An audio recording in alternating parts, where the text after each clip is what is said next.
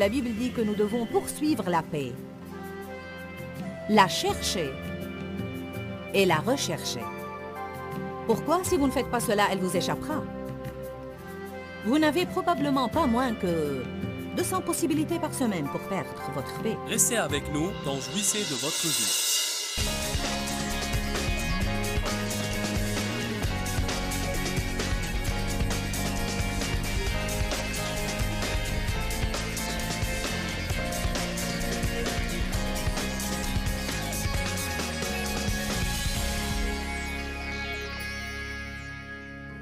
Dieu n'arrêtera pas de vous confronter.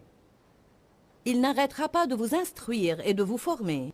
Et vous allez continuer de vous retrouver de temps en temps dans de différentes situations et circonstances que vous n'aimez pas et dont la plupart surviennent à l'improviste parce qu'on ne projette pas d'avoir des problèmes. Ce sera toujours le cas jusqu'à ce que vous appreniez à rester calme durant ces moments-là, sachant que finalement, si vous êtes quelqu'un qui fait ce qui est juste, Dieu creusera la fosse pour le méchant et l'y mettra, et vous serez élevé plus haut. La parole de Dieu est magnifique. Si nous pouvons lire ces choses-là et les croire, nous pourrons faire quoi que ce soit. Nous pourrons traiter quoi que ce soit. Rien ne pourra nous vaincre. Toute arme forgée contre toi sera sans effet. Nous sommes plus que vainqueurs.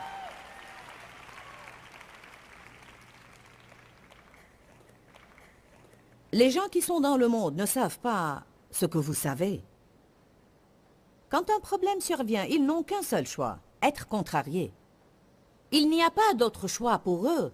En fait, ils ne peuvent rien faire qu'être contrariés. Mais nous avons un choix. Nous n'avons pas à être contrariés. Nous pouvons croire que Jésus est dans notre barque. Et bien qu'il nous semble parfois qu'il est endormi, nous pouvons savoir que simplement parce qu'il est présent, quand il est prêt à faire taire le vent se taira sûrement.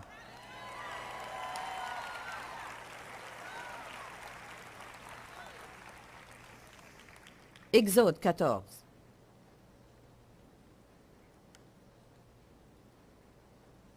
Voici une situation critique. Les Israélites pensaient qu'ils ont reçu le salut et sont délivrés de leur servitude. Soudain, ils ont regardé derrière eux et l'armée égyptienne les poursuivait. Ils ont regardé devant et ils n'ont rien vu que la mer Rouge. Verset 9. Les Égyptiens les poursuivirent. Et tous les chevaux, les chars de Pharaon, ses cavaliers et son armée les atteignirent alors qu'ils campaient près de la mer Rouge. Pharaon approchait, les enfants d'Israël levèrent les yeux, et voici les Égyptiens étaient en marche derrière eux. Et les enfants d'Israël eurent une grande frayeur et crièrent à l'Éternel. Ils dirent à Moïse, « N'y avait-il pas de sépulcre en Égypte que tu nous aies menés mourir dans le désert? Que nous as-tu fait en nous faisant sortir d'Égypte? N'est-ce pas là ce que nous te disions en Égypte? Laisse-nous servir les Égyptiens. Parce que nous aimons mieux servir les Égyptiens que de mourir au désert. Écoutez, dès la moindre épreuve, ils ont dit tout de suite, nous allons certainement mourir ici. Ceci va nous tuer. On aurait été en de meilleures conditions si on n'avait pas fait un pas de foi. Il fallait qu'on reste là où on était. Cela vous rappelle-t-il quelqu'un? C'était une faute, il ne fallait pas que je fasse cela. Je ne sais pas, disons que vous êtes venu à la conférence ici. Vous savez...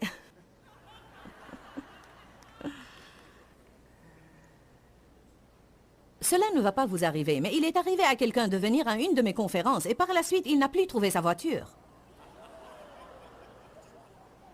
Ce n'est pas parce qu'il est venu à ma conférence. Vous savez, on vole des voitures partout. Alors, je ne dis pas que si vous venez à ma conférence, votre voiture sera volée. Mais j'essaye de dire quelque chose ici. Pouvez-vous imaginer cela?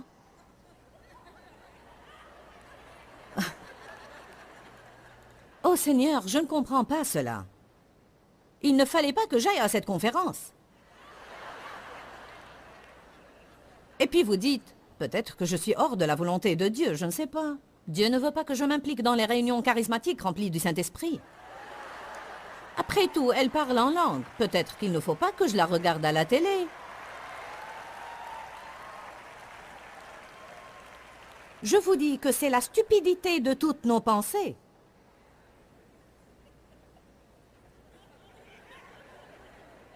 Mais une personne qui est enracinée dans le Seigneur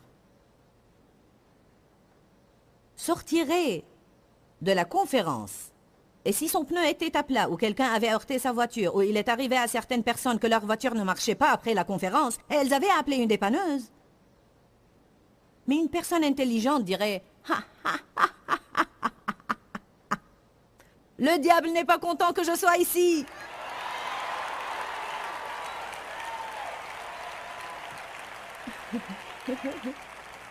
Quand allez-vous comprendre que le diable ne vous dérangera que si vous le dérangez? Il ne s'opposera à nous que quand il est menacé par notre progrès. Si vous étiez dans une église morte et vous étiez semi-mort,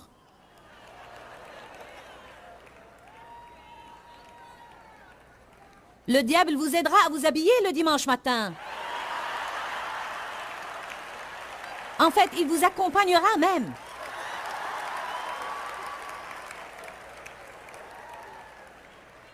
Mais je vous assure qu'il n'a aidé personne à venir ici. Probablement vos enfants se sont mal tenus, votre babysitter n'est pas venu, et ceux qui allaient vous accompagner ont renoncé à venir. Vous vous sentiez mal, vous ne trouviez pas les clés de la voiture. Vous avez été bloqué dans un bouchon et vous étiez tenté de retourner chez vous. Avec toute occasion survient une opposition. Paul a dit, Dieu m'a ouvert une grande porte d'un accès efficace et les adversaires sont nombreux. Allez, quand allons-nous nous réveiller? Dites à celui qui est à côté de vous, réveille-toi.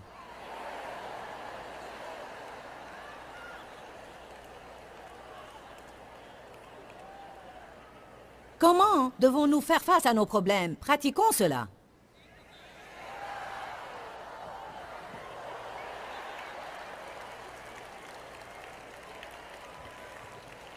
Et vous qui venez d'allumer votre télévision,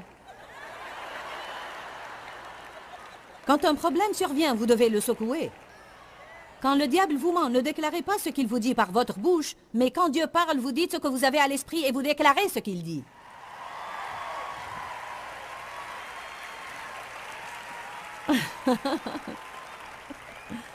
Tu apprendras ça, Cindy, d'ici la fin de la conférence. Elle dit en bas, comment fait-elle cela? Exode 14. Verset 13. Moïse répondit au peuple, ne craignez rien, restez en place, restez fermes et confiants et regardez la délivrance que l'Éternel va vous accorder en ce jour, car les Égyptiens que vous voyez aujourd'hui, vous ne les verrez plus jamais. Faites attention au verset 14, écoutez. L'Éternel combattra pour vous, et vous, vous n'aurez qu'à rester tranquille et en paix. J'ai une part et Dieu a une part. Le monde dit, si vous avez un problème, vous n'êtes pas responsable si vous ne vous en inquiétez pas. Mais Dieu dit, ne vous souciez pas. Prenez votre responsabilité, mais ne vous souciez pas. Les gens gardent les soucis et se déchargent de la responsabilité. C'est la vérité. Ma part est de garder ma paix. Dieu ne va pas faire ça. Il me donnera la capacité de le faire. Mais j'ai à prendre la décision que je ne vais pas être contrarié. Je refuse d'être contrarié. Une des façons qui nous rend contrariés de plus en plus, c'est parler.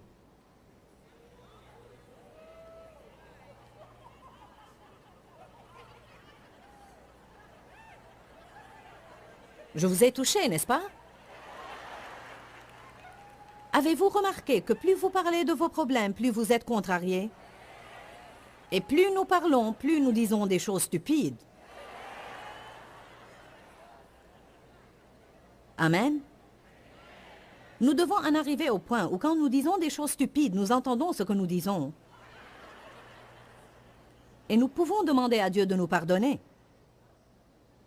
Je sais très bien cela, j'enseigne ces choses-là. Et je me suis entendu dire des stupidités à mon fils au téléphone ce matin. C'est ce que je me suis entendu dire. Certains ont besoin d'entendre les choses qu'ils disent. Car ils les disent comme ça. Bien. Peut-être que vous ne faites pas attention à cela, mais le diable vous entend. Ce que vous dites, c'est ce que vous obtenez. La Bible dit que nous pouvons appeler les choses qui ne sont point comme si elles étaient. Et ceci ne s'applique non seulement sur les choses positives, mais les négatives aussi. Si le diable dit une chose à vos pensées et vous la déclarez par votre bouche, vous pouvez l'obtenir. Parce que les mots sont des conteneurs de force, et ils portent une force soit créative, soit destructive. Si Dieu nous parle et nous déclarons ces paroles par notre bouche, des choses positives peuvent nous arriver. Alors j'ai dit, on rentre chez nous ce soir, Dan, et on y reste 6 jours, et ensuite on part aux Philippines. Puis après, on partira en Australie, et je vais tenir 2 grandes conférences dans chacun de ces endroits. Puis on rentrera chez nous. À mon avis, il n'y a pas de plus long trajet que celui d'Australie. Je crois que c'est l'endroit le plus loin que vous puissiez visiter. Et j'ai dit, puis on rentre chez nous, et dans 7 jours, je partirai de nouveau. Le temps d'arriver à Texas, je serai probablement esquinté. Mais au moins, j'ai entendu ce que j'ai dit. Ah! Seigneur, pardonne-moi. Je ne serai pas esquinté. Je serai énergique et forte, je peux tout faire par Jésus-Christ. Allez, louons le Seigneur.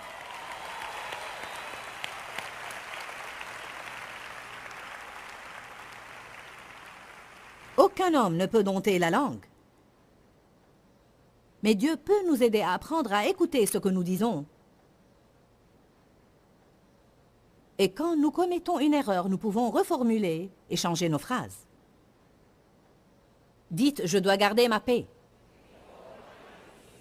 Psaume 34, 14. On a lu cela hier. Nous n'allons pas ouvrir nos livres, mais la Bible dit que nous devons poursuivre la paix, la chercher et la rechercher.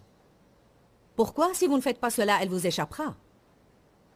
Vous n'avez probablement pas moins que 200 possibilités par semaine pour perdre votre paix. Je vais vous donner un petit devoir qui vous surprendra. Faites une de ces petites choses. Vous savez, 1, 2, 3, 4. On les appelle les marques de compte. Cherchez une petite table de compte. Gardez-la dans votre voiture ou bien dans votre poche. Un petit morceau de papier. Et chaque fois que quelque chose arrive qui risque de voler votre paix, ou la vole vraiment, ou qui est destiné à voler votre joie, notez cela. Et je vous assure, à la fin de la semaine, vous serez étonnés. Maintenant, je vois ce que le diable fait. Quand nous comprenons très bien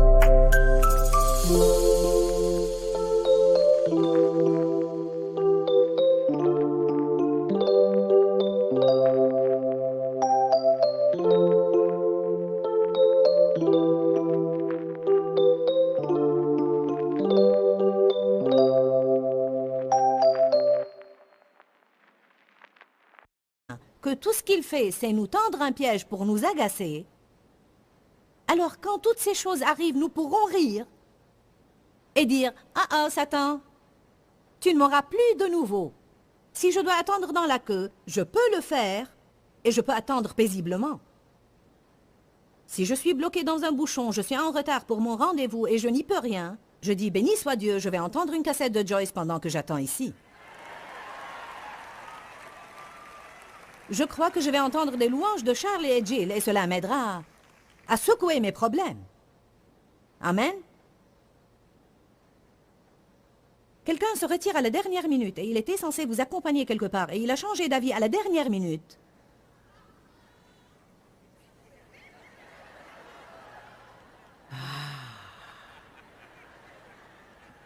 Je suis capable de m'adapter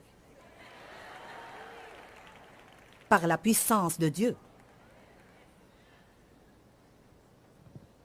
Dans Romains chapitre 14, la Bible dit que nous avons à garder, que nous avons à établir et maintenir la paix et à rechercher ceux qui contribuent à maintenir la paix. Et il est écrit, si vous voulez être une personne qui vit selon la paix, vous avez à être prêt à vous adapter aux gens et aux choses. J'ai découvert que les choses ne vont pas toujours changer pour moi, alors parfois j'ai à changer moi-même. Je suis au point où je préfère changer que céder ma paix. J'étais une personne qui, je veux avoir les choses à ma façon. Point final. Si je ne les ai pas, je me fâche. Personne d'entre vous n'est comme ça, n'est-ce pas? Finalement, j'en avais marre du mal à l'estomac, au cou et au dos, et de visiter le médecin et de l'entendre me dire « c'est le stress ». Je lui disais « ce n'est pas le stress ». Tu me rends stressé en me disant que c'est le stress.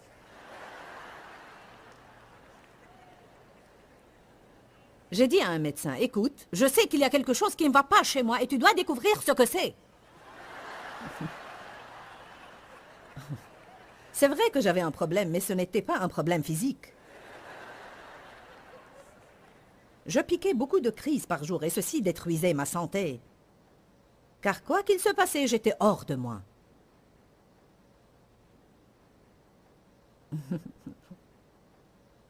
J'étais toujours sur le point d'exploser.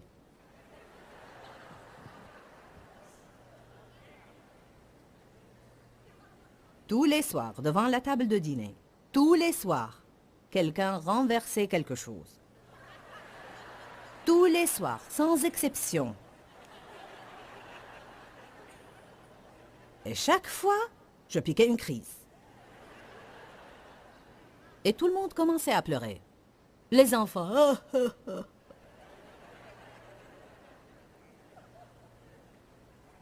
Les enfants renversaient le lait et il s'écoulait en dessous des bols. Et quand on renverse quelque chose, on essaie de l'essuyer avant qu'il ne pénètre dans les fissures de la table. Car le lait tourné se mélange avec les autres saletés. Alors, si vous ne l'essuyez pas, vous aurez à démonter la table, à chercher un couteau et à enlever tout en grattant. Des saletés. Maintenant, on fabrique des tables massives. Dans le temps, elles étaient... Vous pouvez toujours en trouver. Mais pour moi, c'est fini. Ma table n'a pas de fissure maintenant. Maintenant, elle a une surface en verre et tout le monde les rafle. Il n'y a pas d'espoir. Il y a toujours beaucoup de choses que vous devez supporter dans la vie.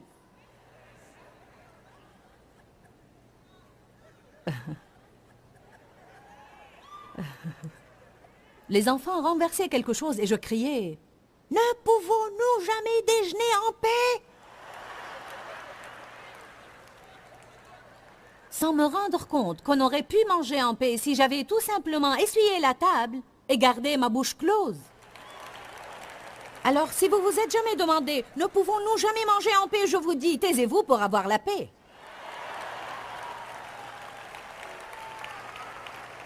Si vous arrêtez de faire toute une histoire de toutes choses qui se passent et si vous êtes prêt à changer à ce moment-là, vous pouvez certainement avoir un peu de paix. Je prêche très bien.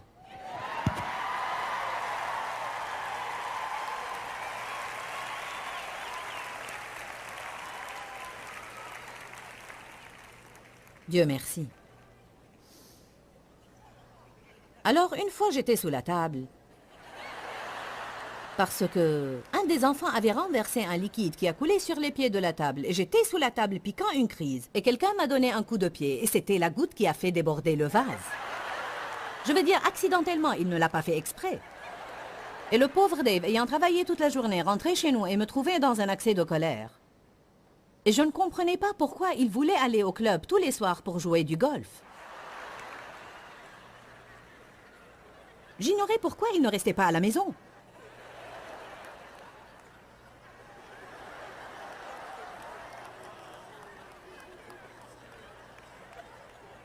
Ton mari ne reste pas à la maison car tu es enquiquinante. Peut-être, peut-être tu ne l'es pas, mais peut-être.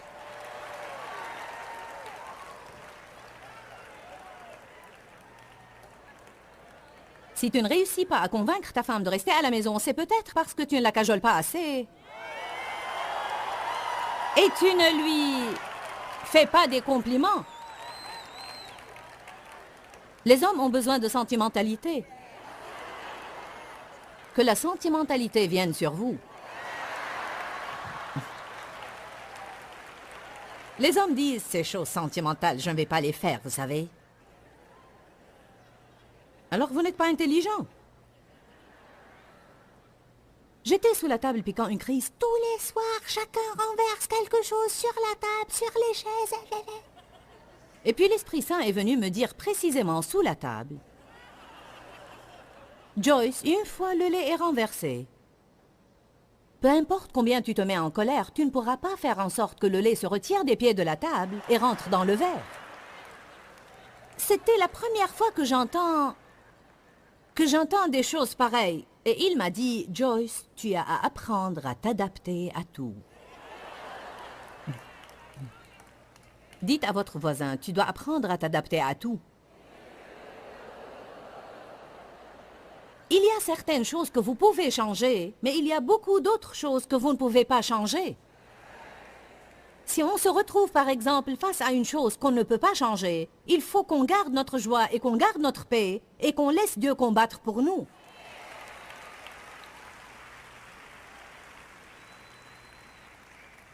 Jean 14, 27 dans la Bible amplifiée dit « Je vous laisse ma propre paix. Je vous donne ma propre paix. Je ne vous donne pas comme le monde donne, mais c'est ma propre paix que je vous donne et que je vous laisse. » La Bible amplifiée dit « Ne vous laissez plus être contrariés et agités, c'est-à-dire ne vous permettez plus d'être contrariés. » Amen. J'avais à contempler cela pendant des années, parce que j'étais convaincue que je n'y pouvais rien. Je n'y peux rien, Seigneur. Je ne veux pas agir de cette façon, mais je n'y peux rien, je n'y peux rien, je n'y peux rien. C'est une excuse tirée de votre sac d'excuses. Le diable vous dit, vous n'y pouvez rien, alors vous dites, je n'y peux rien, je n'y peux rien, je n'y peux rien. Amen. Mais la Bible dit, nous avons la maîtrise de soi. Le fruit de l'esprit est maîtrise de soi. Cela veut dire que je peux me contrôler. Je n'ai pas à permettre au diable de me contrôler. Je ne dois pas laisser libre cours aux émotions non contenues. Je peux toujours me contrôler. Ne dites pas tout le temps, « Oh, je n'y peux rien. Si je mange un morceau de biscuit, je dois manger une dizaine. » Non, tu ne dois pas. Non, tu ne dois pas.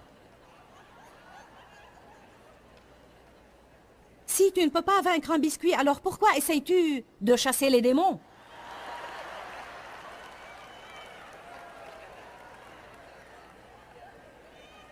Oui, certains ne peuvent même pas vaincre un biscuit et ils essayent de chasser les démons. Sors au nom de Jésus-Christ. Bonjour.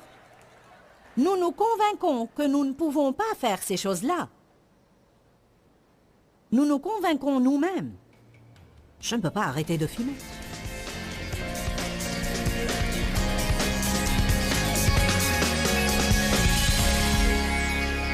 À mon avis, la vie ne mérite même pas d'être vécue si je ne vais pas jouir de la paix et de la sérénité dans ma vie.